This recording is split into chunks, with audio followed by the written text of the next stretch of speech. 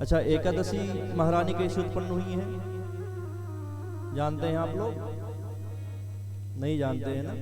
कौन कौन जानता है? माता जी हमारे कहीं खूब कथा सुनते हैं एकादशी की। अब ये तो पता ही होगा एकादशी महारानी कैसे प्रकट हुई। चलो हम बताते हैं।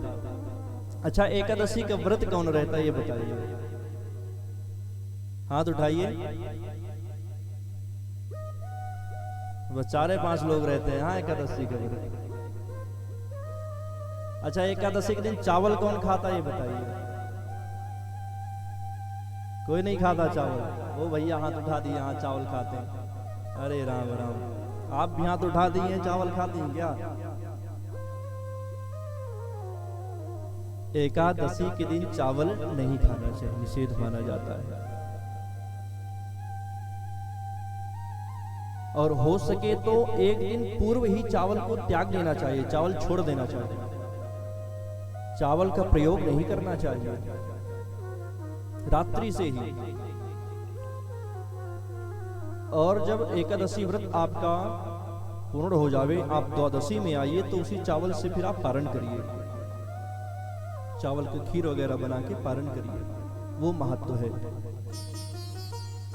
अच्छा, चावल क्यों नहीं खाया जाता है?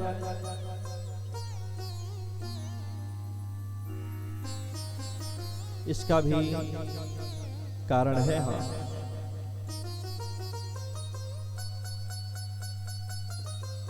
अनेक शास्त्रों में, अनेक पुराणों में एक कथा आती है कि महारानी एकादशी की उत्पत्ति कैसे हुई। बड़े ध्यान से सुनिएगा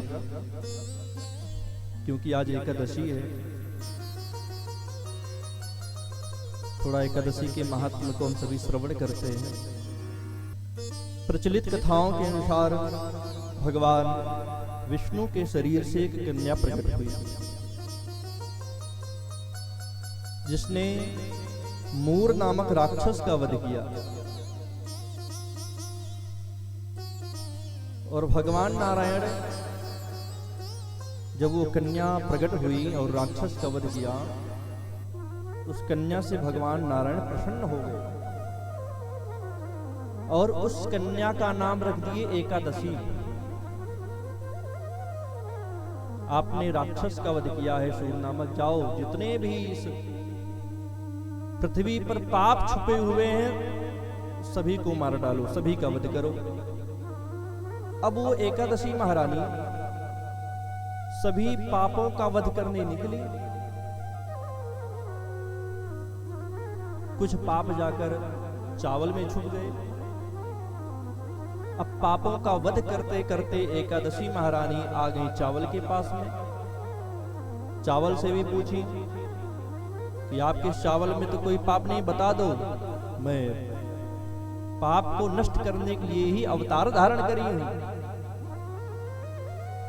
अब चावल पापों को छुपा रखा था, सो झूठ बोल दिया, नहीं मेरे पास में नहीं। सो एकादशी महारानी आगे बढ़ गई।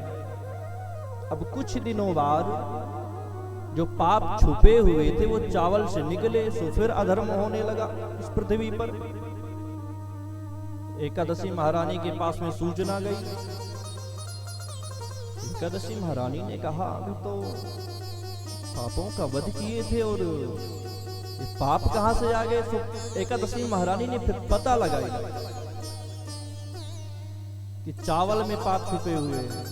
तो चावल के पास में गई और एकादशी महारानी चावल को श्राप दे दिया कि एकादशी के दिन जो भी व्यक्ति चावल खाएगा उसकी बुद्धि भ्रष्ट हो जाएगी, कलयुग वास करेगा उसके सिर पर।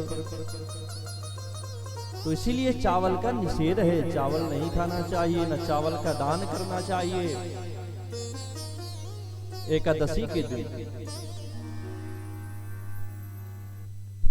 और मैंने भी दर्शन कराया था, एक दिन पूर्व ही चावल को त्याग देना चाहिए, चावल को छोड़ देना चाहिए।